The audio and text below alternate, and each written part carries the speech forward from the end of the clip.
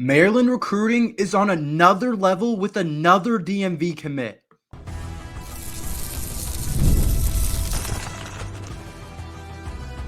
You are Locked On Terps, your daily podcast on the Maryland Terps, part of the Locked On Podcast Network, your team every day.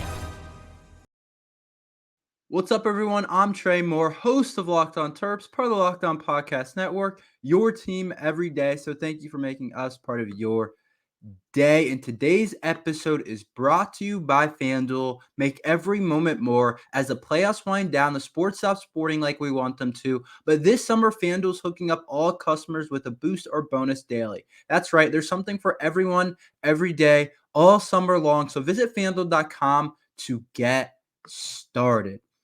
Maryland's 2026 class just started off with a bang, and Maryland's recruiting is on a completely different level with another DMV commit. The recruiting that Maryland football is putting on right now is legit something else, and I haven't seen it in a little bit. It starts with our 2025 class. Our 2025 class is special. We have multiple four-star players. We have a bunch of difference makers. But I'm here to really talk about the newest commit in Maryland's 2026 class and cornerback in the secondary, Kamari Bing out of St. Francis Academy. And this kid looks like he is going to be a really good player in the future for Maryland football. So he's a guy that's around 5'11 and a half, 180 pounds. And Maryland football recruiting is just scorching hot right now. And like I said, he attends St. Francis Academy. He's a cornerback. When you look at where he's ranked and everything, he's right there at that 3-star spot. But he's a guy that easily could jump to a 4-star type of rating, I think, because he's like right there in terms of the 247 ranking. Like he's at 524th ranked nationally on 247 composite, and the 46th ranked player or corner, and then the 11th ranked player in the state of Maryland. So he's hovering right at that kind of 3 or 4-star spot. If he makes a jump next year, if he plays well at a place like St. Francis, which is a place that if you're going to be on the national scene, it's a national powerhouse in the DMV. It's a big-time program at St. Francis. And so if you play well there, he's already clearly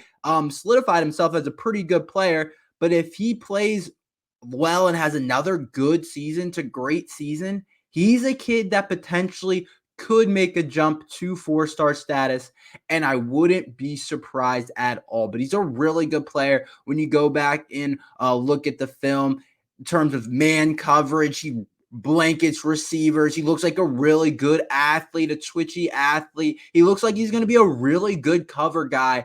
And this just shows that right now Maryland's recruiting in the DMV is on a completely different level. Of course, it started a couple days ago with Jalen Gilchrist, but it doesn't even really start with Jalen Gilchrist. It goes back to when Iverson Howard, 4-star running back from Quince Orchard in the 2025 class, committed. And then we got a guy like Malik Washington, top 200, top 300 player in the nation, a top 15, top 10 quarterback, a 4-star quarterback commits to Maryland from the DMV area. And then we get Zymeer Smith, who's out of Maryland, and it's not technically, when you get precise about the DMV, where Zymeer Smith is from, it's not technically the DMV, but still, in the state of Maryland, we're going to count it, because in terms of football recruiting, we're looking at it as a more of a broad type of thing when we're talking about the DMV and our recruiting. And then we get Bryce Jenkins out of DC, right in the DMV area, 4-star defensive/offensive lineman. Of course, Jalen Gilchrist the other day. And this is telling me that all the 4-stars that we've gotten in our 2025 class, and there's a good amount, I just went through all of them, it shows that we're recruiting the DMV at a super high level. And then you move on from the 2025 class. Eventually, you got to start with the 2026 class. And we land this kid, Kamari Bing, out of St. Francis Academy. And it's looking like our 2026 class could follow in a similar spot that our 2025 class is following. And Kamari Bing proves that we are currently hot. We are hot in the DMV, and Maryland's recruiting under Coach Locksley is as good as it's ever been with this kid, because this guy had plenty of other places that he could have gone to. Like, he has some other big time offers. Like, this isn't a kid who was like, oh, he had like Maryland and okay, like he had Virginia and Virginia Tech. Like, he had a couple of local offers and then a bunch of other like offers. Like, he had some really good offers. A bunch of really solid schools wanted him. Like I said, Virginia Tech wanted him, UCF wanted him, Tennessee wanted him, Penn State wanted him, Michigan State offered him, Michigan offered him, Miami offered him, Florida offered him, Auburn really wanted him, it looked like. And so we're looking at it and we're saying this is a kid who wanted to stay home. He had the option of going down to Florida and playing at Miami or UF, or he could have went to the state of Michigan and played at Powerhouse Michigan, or even like a Michigan State, or he could have went a little bit north and went to Penn State like a lot of people do. But he decided to stay home, and Maryland's winning these battles. And yes, it's not quite a 4-star type of player, but he's a highly ranked 3-star, and this is where you build a lot of your class around. It's similar to what they say in the NFL. Yeah, the first three rounds are really important, but where NFL teams make the difference and where they separate from good and great teams is the 4th through the 7th round. You hear that all the time when they talk about it in the NFL. Those are the players that make up most of the NFL's teams' rosters. And when I look at the Maryland football team, it's the exact same way. Yeah, the 4-star guys, they're going to be flashy, but these highly rated 3-star guys have a bunch of other offers and a lot of people want them. And the guys that you can develop into 3-stars, into 4-star talents are going to be extremely important. But he talked about it. He said Maryland has been his dream school for a while now. Being from the DMV area, he loved Maryland. And if Maryland can get these guys and then also show it on the field, play at a high level on the field, then DMV guys are going to grow up cheering for Maryland. It's really all just a ripple effect. And when they grow up cheering for Maryland and they believe in what Maryland has done, Maryland's going to be able to continue to recruit these guys at a high level. But Maryland's recruiting right now in terms of the DMV, in terms of all the 4-stars that we've landed, in terms of starting off the 2026 with DB Kamari, it's just in a really good spot. And it's the highest recruiting that I have seen Maryland at, and it's just on another level. And it's just so important that we're getting DMV recruits. All the 4-stars in the 2025 class are DMV kids. Kamari has a chance to be a 4-star, I think, DMV kid, but he's a highly ranked player. He's a highly ranked 3-star, and I really do think that like he could make a jump to where it's like, oh, this kid was a 3-star, now he's looking at more of a 4-star range. But I really do think that this 2026 class, if it follows in the suit of the 2025 class, Maryland's going to have something cooking. And we got plenty of work to do. There's plenty of players that we got to look at that we're going to have to recruit. But so far, so good for Maryland football. And it looks like everybody's on the right track. And this 2026 recruiting class looks really good. And so congrats to Kamari Bing. Maybe we can get him on the show, but let me know what you guys think of this commitment.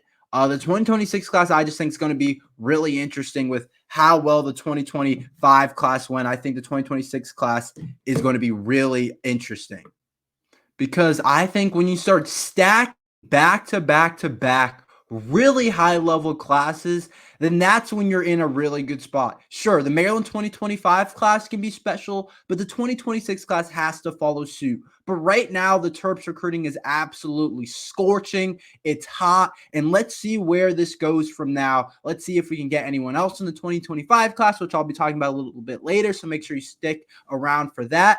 But I think this 2026 class has a chance to be really good, but right now, Maryland's recruiting is really hot. We're recruiting the DMV well, which is exactly what we have to do. And I haven't seen the recruiting better than this under Coach Mike Locksley. I am very, very, very concerned about the offensive line this year for Maryland football. I will talk about that after this ad from FanDuel. I love sports. I love them so much, and I never want them to stop. But as the playoffs wind down, we get fewer games, and the sports aren't sporting like I want them to. But FanDuel lets me keep the sports going whenever I want. All I have to do is open up the app and dream up the bets anytime you're in the mood. And this summer, FanDuel's hooking up all customers with a booster bonus daily. That's right. There's something for everyone every day, all summer long. So, guys, make sure you guys get on to FanDuel. The football season's coming up, and I know a lot of you guys love football. Or you can bet on the Olympics on FanDuel. You can bet on Team USA basketball to win today at 3:30. Or you can, if you want to bet on the MLB. I know we have some MLB fans. So make sure you head over to FanDuel.com and start making the best out of your summer. FanDuel, the official sports betting partner of Major League Baseball.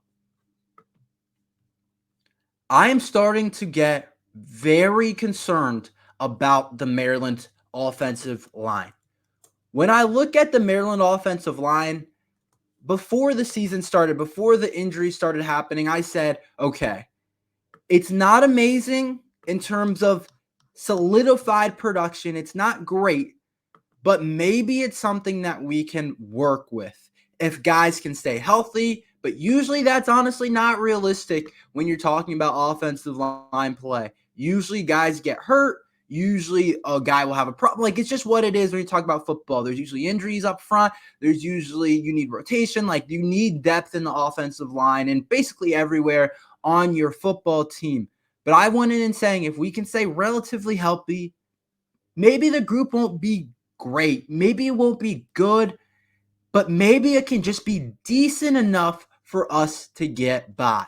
But then we suffered the injury to Isaiah Wright, the transfer from Buffalo, who I went in thinking he's going to be one of our best offensive linemen. I thought he was going to be our left tackle. I thought he was going to be our starting left tackle. I thought that's the reason we got him out of the portal. I thought it was a really big get for us. At first, I don't think I realized how big of a get was Isaiah Wright was. But then when I really dug into him as a player and how well he played at Buffalo and how he's ready for this level of play and how he has a chance to come in and be the starting left tackle, I realized, yeah, this was a huge get for the Terps. But then when I heard the news that he was out for the season, I was like, oh no, this offensive line could really struggle up front. And so we lose Isaiah Wright, and it's like, oh no. An offensive line that already wasn't solidified, an offensive line that has a bunch of newcomers, an offensive line that's not very experienced is looking less experienced, is looking like its depth has already gone down when you lose somebody for the season. And you start to say, there's a possibility that the Terps offensive line really could struggle realistically. Early on the season, later on in the season, the entire season, it could definitely be a struggle at times for the Terps when I really look at it. I think the number one reason why is I say we lack experience. We lack guys that have played. We have 5 new starters from going into this year. Everybody that was a starter last year is gone, whether they're in NFL camps, whether they're gone, whatever it is. Everyone that was here last year is gone. And so I look at the line and I say, yeah, we brought in a bunch of transfers with Alan Herron and Alau Ba and Isaiah Wright, of course, who just got hurt. Josh Kaltenberger from Purdue. Like I said, Bao from Georgia. Yeah, we brought in those guys. They're all really high-level types of players. They're all really good players. But then you look at it and you say, okay, these guys have potential. There's a reason they're brought in. There's a reason a lot of people thought they could play in the Big Ten. But these guys are all pretty much inexperienced. Like Isaiah Wright was the one that had a lot of starter experience. But outside of that, it's not a ton of experience when you look at it in different ways.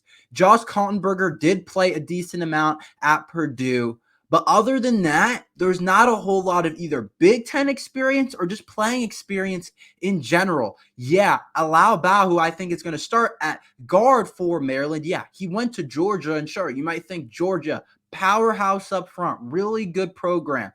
But he didn't play at Georgia really at all. And so you look at a guy like that and you say, yeah, you've been at Georgia, which I feel good about. Of course, when you look at offensive line play coming from Georgia, coming from the SEC, you feel good about it, but the kid hasn't played a lot and he's not experienced. So I look at it and I say, okay, at guard is definitely a question mark for Bow. He hasn't played a lot at Georgia at all. And then so there's clearly a reason he's not on the field. I'm not saying he's not a good player because it's really hard to get on the field at Georgia, but he's inexperienced. And I think it's reasonable to think that he could struggle at guard. I think it's a reasonable expectation. And so you say he could struggle. There's a potential, not a lot of playing experience, comes from Georgia. Yeah, but just not a lot of experience. Alan Herron.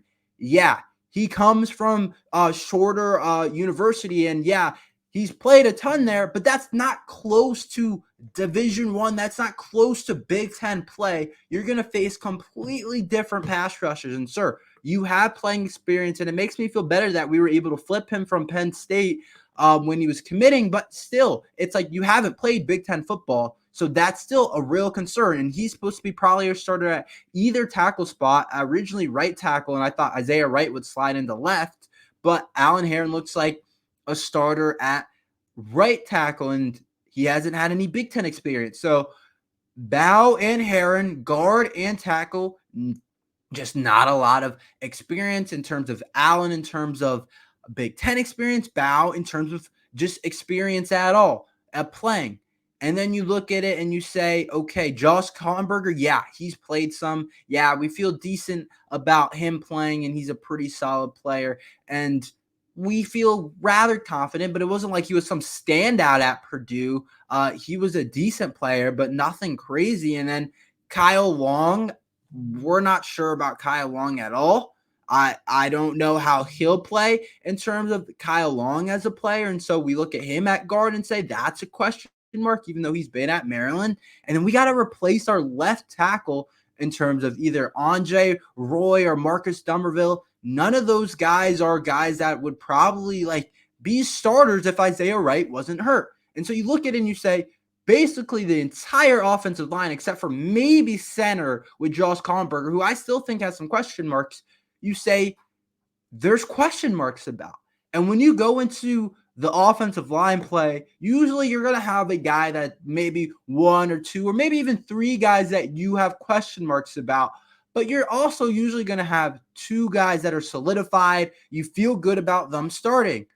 But when you have an entire line that you have question marks about just about everybody, the percentages when you really play that, you're saying, what's the likelihood of these guys working out?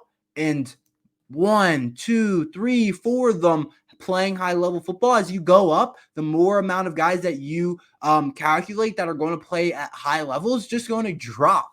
And so I'm saying that there's a pretty high likelihood that with a new quarterback, with just a struggling offense potentially, an offense with a new guy under center, you could have an offensive line that isn't great. And yeah, we like our running back room, but it's hard to run well when you don't have at least a solid offensive line. So I go into this season pretty concerned about Maryland's offensive line and how the play could be. And so I'm not sure about this offensive line. I'm very concerned, to be completely honest. I'm more concerned than I was last year. And last year I was fairly concerned. We'll see how it ends up going, but I'm definitely concerned about Maryland's offensive line. Can Maryland land another 4-star in their 2025 class? I'll talk about that after this ad from eBay Motors. Passion, drive, and patience. The formula for winning championships is also what keeps your ride or die alive. eBay Motors has everything you need to maintain your vehicle and level it up to peak performance. From superchargers, roof racks, LED headlights, and more. Whether you're into speed, power, or style, eBay Motors has you covered with over 122 million parts for your number one ride or die. You'll always find exactly what you're looking for, and with eBay Guaranteed Fit, your part is guaranteed to fit your ride every time or your money back. Because with eBay Motors, you're burning rubber, not cash. With all the parts you need at the prices you want, it's easy to make your car the MVP and bring home huge wins. Keep your ride or die alive at ebaymotors.com. Eligible items only. Exclusions apply. eBay Guaranteed Fit, only available to U.S. customers. Maryland could land another 4-star commit that could take this 2025 class to even another level that even I thought it couldn't reach. And so I'm looking at Maryland's 2025 class, and we like it. I've talked about it a lot. You guys have the pretty good idea. But there's still one kid out there that is still open that Maryland could potentially end up landing. It doesn't look awesome for us landing him, but we are for sure in the mix for Messiah Delhomme.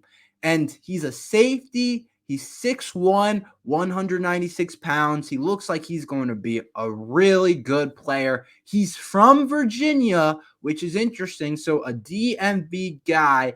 And Maryland's definitely in the mix for his Final Five. But he's like a top-ranked player on 247, the 115th ranked player, the 11th ranked safety in the class, and 4th ranked player right behind Jalen Gilchrist, I'm pretty sure, in the state of Virginia. And I don't know what kind of lasting push we have on Messiah Delhomme. I like to feel like Maryland has a chance to land him. I'm not going to say that we do, but I like to feel like we have a chance. Right now, it seems like it's Ohio State in the lead with Virginia, Virginia Tech, Syracuse, and Maryland all behind Ohio State. But here's a kid that, like, if you can land this guy at safety, I'm actually in love with this 2025 class. I doubt that we're able to do it. He's a 92 grade on 247, and it sounds like he likes Ohio State. But Maryland could form a really cool safety duo with Brandon Jacobs and Messiah Delhomme if they were able to land Messiah. I think that's a top-rated duo in the Big Ten when you look at it in the future. 2 4-star guys. If you guys remember Brandon Jacobs, 4-star safety in the class of 2024 is at Maryland already. I think he could get he'll be the starter next year for Maryland football. And with Dante and Glendon Miller gone next year, Messiah could come in and play and potentially start right away for the Terps, which is something I'm hoping that we're talking about with him. I'm hoping that we're preaching that you can come in and play right away for Maryland. But it sounds like he's really tempted at staying home because it looks like Virginia and Virginia Tech and Maryland, 3 of his top 5 are schools that are close. And so I look at a guy like him and I'm saying, he's a guy that is in the state of Virginia technically, but still DMV-ish. And so you look at him, we've done pretty good in the state of Virginia. We've definitely got some guys, and I'm looking at him and saying Maryland definitely could compete in this battle. Now, competing with Ohio State, it's not easy, especially for a safety, especially for really anybody that is that high level of a player. But I think that there are ways to attack it. You look at him, you say you can play right away. You get to stay closer to home. Your family can come to all the games. And I'm telling you, to play safety at Ohio State, like only 2 guys play. Only 2 guys are going to play at Ohio State. And so it's going to be tough to play at a school like Ohio State. It just is when you're talking about safety playing. Yeah, he's one of the top-rated guys, but it doesn't really matter who you are. 5-star, 4-star, 3-star. It's tough to play at a school like Ohio State. And I like Messiah's game, but I'm telling him you can preach, you can come in and play Big Ten football right away, play every game, play right away at the University of Maryland. And I think if you land him, the class is really special. The class is Coach Loxley's best class, and it's not even close. And has a chance to just take on another level of a special team, just a new team, just a special program, and build up something that Maryland hasn't had. And so I'm praying and hoping that we get into the mix. It might be like a flip on signing day, and I'm hoping that nobody flips away from Maryland on signing day. I'm still thinking there's a way to maneuver maybe 1 or 2 more guys in this 2025 class that are like a 4-star types of guys, whether it's flipping someone on signing day or whether it's just getting them to commit. But this is one of the last 4 stars that are on the board. But I can't really complain with how the 2025 class has gone. It's been really special. So if you have any shot at potentially landing this kid, you got to just put everything in your basket, because that would take us to a completely different level. And that's all we have for today. Thank you for listening to Locked On Terps. Make sure you like and subscribe. We're here every day talking Maryland football and basketball. So thank you for listening to Locked On Terps.